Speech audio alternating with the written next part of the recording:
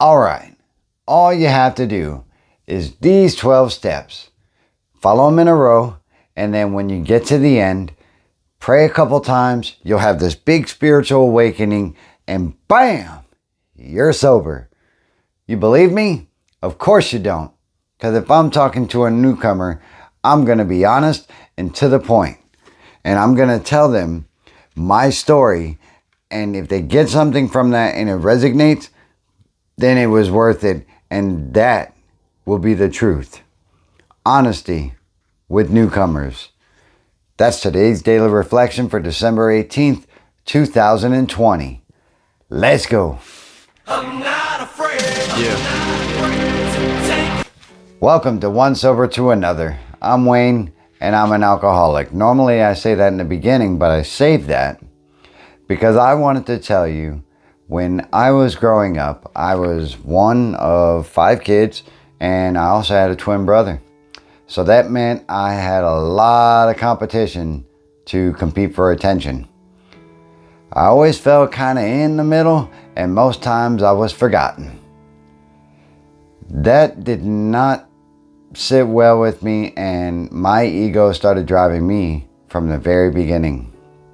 That's how I kind of knew something was off a little bit. My father and my mother, they divorced when I was quite young, and I didn't really balance with that either. And I didn't balance with the way the home life was. I mean, there was a lot of dysfunction. There was a lot of abuse. There was a lot of, my dad was an alcoholic. My mother was she just kind of pacified everything and made us think everything was okay, even though we knew clearly nothing was okay. There was a lot of violence in my household. There was a lot of violence in my family, like the entire family in general. There was some murder. There was some rape. There was all these kinds of things that contributed to me becoming the alcoholic that I was. So without going into too much detail of that, in school, I was a relatively good student. I got really good grades. And I excelled in sports, and I excelled in mathematics and English and everything else. But I was kind of lazy, and I felt like no matter what I did, I wasn't going to get the attention I thought I deserved. And so I just kind of started slacking off a little bit, even though my teachers knew the potential that I had. Meanwhile, in the back cave, my twin brother and I, we both tried to swap classes once in a while. It was kind of cool. But so I was heading towards, good things in school. But I started drinking early on, and I started smoking pot and everything else, kind of like what teenagers do. So I thought I was just being a teenager. Turns out I was 8 years old. Whoops. So that matriculated all the way through high school and everything else. And you know what? My grades stayed up. I was a pretty damn good student. Even though I was good at sports, my father, the alcoholic that he was, didn't think that I should be doing sports because it took away from the time that he'd be sitting on the couch getting drunk. So he would always pull me from my games and everything else, or just not take me to practice. And I thought that was aces. Thank you. And for a while, I held resentments from an early age about everything that was going on. And I started drinking more. The drinking did not get out of control just yet until I started messing around with it with girls, because I found that the more drunk I was, the easier it was to talk to them. And the more that I got drunk, the less they wanted to talk to me. I mean, come on, let's do the beer math here. And so my superstarism started running out, and to kind of to alleviate that, I would just quit the girl, man. I'd be like, nope, I'm out of here. And so it would be me and my drink until I came across the next girl. And that led me to dropping out of high school. I had about 6 months left before I graduated, and I followed this girl up to Baltimore, Maryland, and I ended up homeless. And wow, for a brewing alcoholic to become homeless, I felt kind of good. Most people would frown upon that, but you know what? I was alone, and nobody was going to tell me what I should or shouldn't do. I wasn't competing with anybody's attention like in my childhood of my two brothers and two sisters. I wasn't competing for affection from my parents because I never got it in the first place. And all these things that I thought were a newfound freedom were actually a newfound prison, because I started drinking more and more to not think about all that bull crap when I was, running around through the woods. I got a job at this Friendly's restaurant, making ice cream and all that. And if you want to know my whole story, it is actually in a video called "I'm Not Just an Alcoholic," and that card is above. And so I ended up doing that for a while, and then I realized, I was chasing girls again and still getting drunk. I didn't feel like doing that anymore, and this Army recruiter kept coming around, and he kept asking me, to join the Army and everything else, and I said no. And so he put up a tent in the woods for me, and it was really kind of awesome because it was as big as a house, as it seemed at the time. And it occurred to me in one of my drunken rages, and I was a little high at the time too, I think, that I didn't ask him for anything. And this sprung all the way from, my childhood when people tried to give me hand-me-outs and charity, shoes and everything else. I didn't ask for that, and I felt like a less of a person that, if I took it, then that meant that I couldn't take care of myself. And that's really, how I felt all my life, and that's how my alcoholism kind of brewed more, is because I would drink to not feel like I was less of a person, and I would drink to fit in with the girls, and I would drink to, show the world that I'm doing all right. Well, it didn't turn out the way I wanted to, and I ended up trashing that sergeant's tent, and I tore up everything he gave me, and I left. I went to a whole nother city and tried to geographically start over again, because as alcoholics, that's what we do, or addicts. We try to change our location and hope that it makes things better. Well, if you don't change everything, and if you don't change, the way you look at stuff and the way you react, nothing's going to change regardless of where you go. And that's what I found out the hard way. So I joined the Army. I was very successful at that as well. And I had tons of potential, and my reviews would always be good. I got awards all the time, but every second that I was not on duty, I was drunk. And that started turning into, I'm the party guy, I'm socializing, I got the girls and all that. And really, I was still burying that people were giving me things without me asking for them, or without, it's not necessary. And it made me feel like I was less of a person, believe it or not. And so I would drink more to cover that up.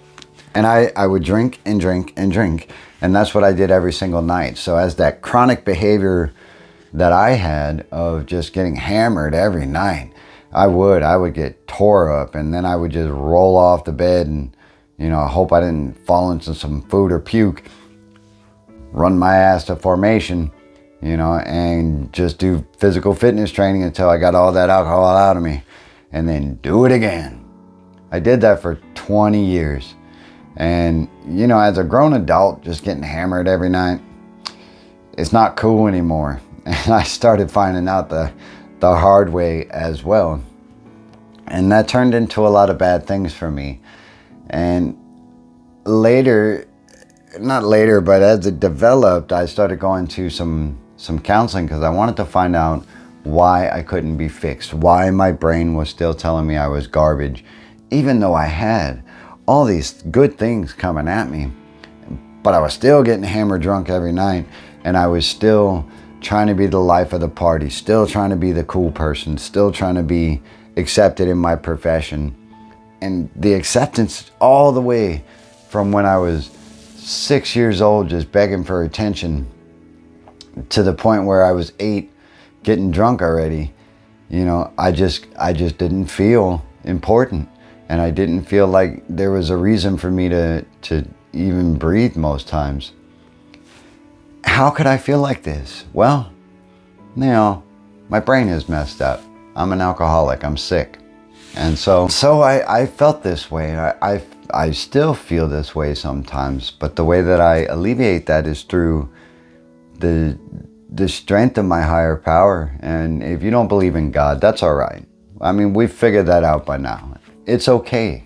But something gives you strength.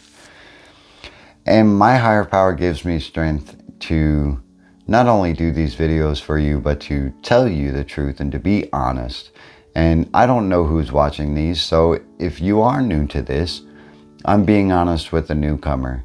And that's where today's daily reflection comes into play. Sorry to make that so long. Let's get into it. Honesty with newcomers. Tell them exactly what happened to you. Stress the spiritual feature freely. Alcoholics Anonymous, page 93. The marvel of AA is that I tell only what happened to me. I don't waste time offering advice to potential newcomers. For if advice worked, nobody would get to Alcoholics Anonymous. All I have to do is show what has brought me to sobriety and what has changed my life. If I fail to stress the spiritual features of AA's program, I am being dishonest. The newcomer should not be given false impressions of sobriety. I am sober only through the grace of my higher power, and that makes it possible for me to share with others. Whoa! On the money. So what I just did, folks, is, you know, I like to be honest, and I like to, not many people want to hear honesty though. But for the newcomer, for me as the alcoholic, if somebody gave me some bullshit when I first walked through the doors of AA, and they tried to tell me that, you know, they were able just to miraculously get sober on their own, they definitely were going to get called out on their bull crap. And, you know, I too, you know, thought for a while that I could get sober without anything, without any help. And, you know, take all the free advice and everything else. And, but I was being dishonest with myself. And when I listened to, you know, a few people's story about how they ended up in the rooms of Alcoholics Anonymous anyway. And if you don't go to Alcoholics Anonymous, that's all right. These can apply to you regardless of what your situation is. If it's gambling, if it's sex addiction, if it's drug addiction, whatever it is, even cigarettes, shit. The important part is that, you know, we have to realize that something pulled us out of our funk. And at my lowest point that you can see in my story, and, you know, I'll share it with you real quick if you want me to. I mean, just hit a thumbs up. I had many low points, but at my lowest point, I remember being so wrapped up with the voices in my head, and they were so loud and so obnoxious and so demanding. And I was staring in the mirror, and, you know, this is not the little character one, but pretty daggone close. And if you haven't seen that, just look back. And I was so intensely staring at myself and wondering, why the hell am I so messed up, and why can't I stop this madness? And the voices just started taking over, and they started telling me, you're gonna have to either drink or kill yourself. I was like, what? That's not even fair. I said, I got a wife and a son. What the hell do you mean I gotta kill myself? Now, I'm not schizophrenic or anything else. This was my alcoholic brain. So they're telling me, you got to kill yourself. And I was like, why? I don't want to die yet. And then they said, well, you better feed us. And so I just started drinking and drinking and drinking. I think I got through about 93 beers before this binge was about to end or about to kill me. And I remember staring out the window, and the window was a couple stories up. And it was only one plate because it's a German window. And I'm staring at it, and I said, you know what? I'm just gonna go through it. I'm just gonna go through the glass because I'm tired of this. I'm tired of the voices. I'm tired of this whole, this whole madness that won't stop. And as these voices are still raging in my head and they're starting to take over, I just heard something say, you know what, don't do it yet. Don't do it yet. Get off the floor, take a breath, and call somebody. I said, what?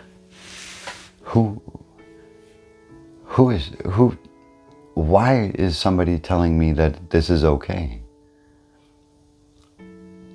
And it dawned on me that I have a higher power. And I was like, what?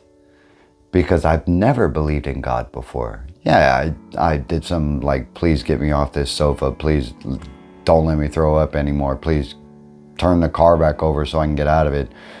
Please don't let me get caught so I don't go to jail. Those types of prayers to what I thought was, just a random ass spirit that could get me out of something. I never really focused that there was something beyond myself. And now I know it was my higher power, and it's a power greater than myself that did restore me to sanity. And I wouldn't be sitting here. 100%. I would not be sitting here if that was not the case. And folks, that's what I take away from today's daily reflection, is to be honest with you. And if I do that, then there is a potential for one of you to reach out and get the help you need. And perhaps you'll go the Alcoholics Anonymous route like I did, or maybe just a different route. However, believing in a higher power greater than yourself can definitely restore you to sanity. As I say a lot, I'm living proof. I'm one sober to another. I'm Wayne. I'm a grateful recovering alcoholic. I'll see you in the next one. Have a good day.